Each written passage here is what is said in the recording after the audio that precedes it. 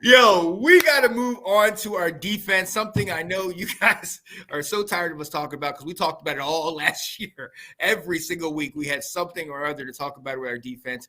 And Will, you brought up the secondary, Quan Martin, Emmanuel Forbes. Hopefully they can get the change that is needed with the different coaches.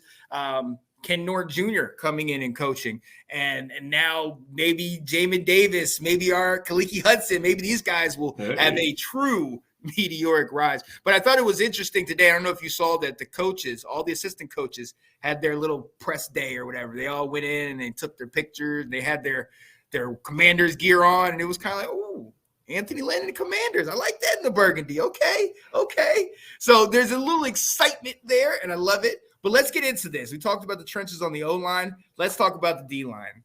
Mid-season, Montez Sweat, Chase Young traded away. Montez made some money. Chase got a sack in the Super Bowl.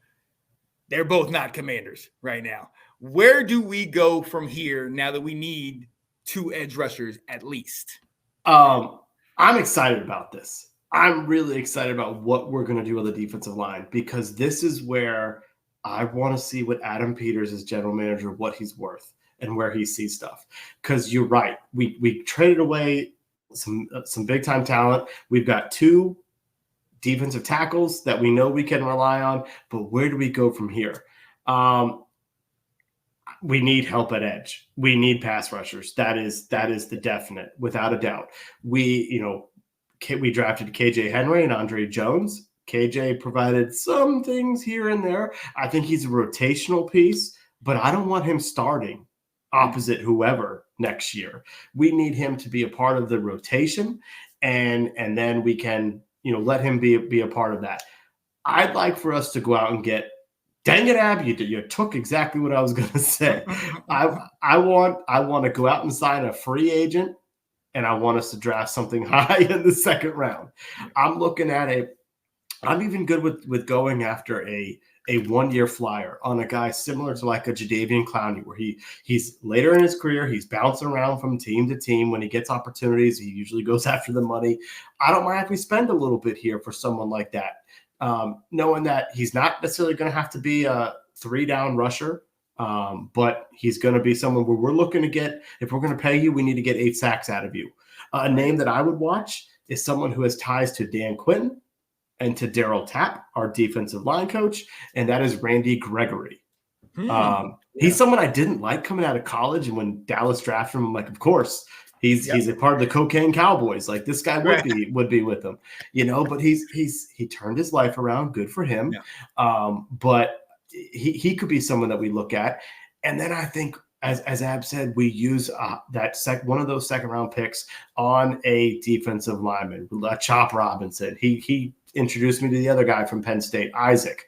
There's a dude out of, I think, UCLA, Gabriel. I messed up his last name when typing my notes. But Lahutani or Lalu. Well, he's the one. There's another guy. There is another. Yeah. Everyone likes Ladu. He's like one of he wouldn't be there in the second round, I don't think.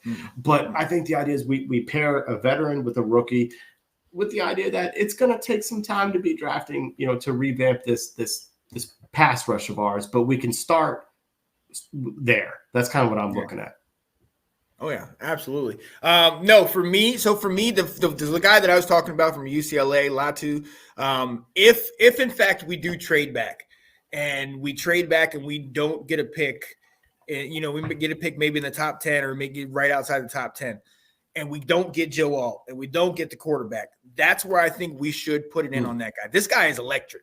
Yeah. This guy had, I think, the highest pass rush successful grade in college on UCLA that a lot of people didn't recognize. They had one of the top defenses in the country, and that's saying something because you got a lot of these high-flying offenses in the Pac-12. Yeah. But this guy, his success rate around that edge, I mean, that first step, that his hips, the way he's able to kind of lean down and get around the edge, that could be ideal. I love that guy. And I know he's been talked about a little bit more now, but it wasn't until later in the season when people really started talking about him. So he wasn't one of these guys kind of like Jadeveon Clowney or Chase Young, albeit I'd love to get Jadeveon now, but I'm talking about when they first came out, where all that whole senior year, they were the greatest thing coming and already told that they're going to be a top 5 draft pick. You know what I mean? I think that played into some of Chase's mindset. This is what I like about getting a guy like Latu. You talk about taking a 1-year flyer or maybe putting in some money on this. I personally, I wouldn't be opposed to look at Brian Burns. I know we talked about this before.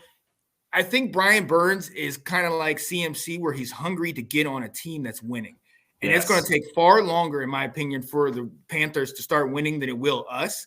And I think he could potentially be a product of the excitement in Washington.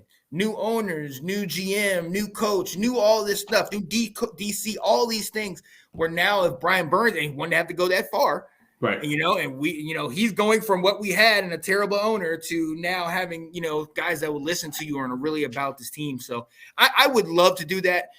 I agree with Jadeveon Clowney. I love him. Seeing that he got his 9 sacks and got his incentives and all that stuff. I love that because he's keep playing. Another guy on a 1 year potentially, and I know he's getting up there, Calais Campbell. Each of the last couple of years, wherever he's gone, he's balled out for sure. He said Burns is going to cost us. Carolina tag him. He's going to cost. He's going to cost a lot, but we got the money. If that's where you want to sink the money into. And that's kind of where I'm at. That's where I wanted to put the money here, where we know the guy's how good he is. And I think let's what's it called?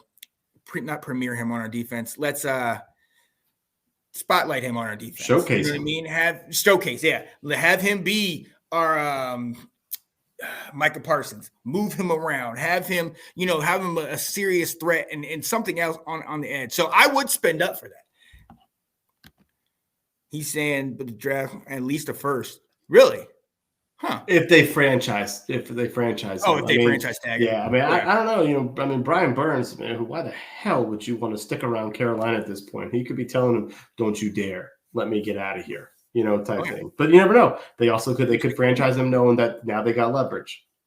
Yeah. Oh, yeah. Very, very true. But yeah, in reality, I mean, in my opinion, it's like, why have all this money if we're just going to, one of the things we talked about, matter of fact, Ab, one of the things you talked about is like, we have money and we're still shopping in the bargain basement. You know what I mean? Let's put in some money towards this. I mean, we know we're going to start gaining more cap by the people we cut. We need a DN. We need a guy that's desperate to get out. We saw what happened to Montez. He was desperate to get out of Washington, and now he leads both teams in sacks for this year. So let's bring in a guy that, I mean, we talked about paying up somewhere, and this is where I would pay up. Sure. This is where I would get right here. I like it. You're going aggressive there. I like that. Got to. But let me ask you this. There's other free agents. Most likely these guys will probably get tagged, obviously a Chris Jones. I talked to you about a Josh Allen, Justin Mbuke from the Ravens, Christian Wilkins. Any of these, I mean, obviously some of these guys you would have to spend up a little bit for, maybe not as much or maybe more. Any of these guys? So I'm a little bit where they may get above my price range, like my comfort level and what you want to do with Brian Burns. I love it from a threat standpoint of really revamping that line. I have other areas that I want to put some money into. So I may be looking at something, no higher than that 10, 12, maybe $15 million. I think these guys may get a little bit more than that. So I would be concerned about that, but I'd really like to keep it around like that $10 million range for a veteran. And that's why I'm trying to do like a little bit of a stopgap, essentially. This is your short-term fix as I'm trying to rebuild. Oh, yeah. Oh, I like that.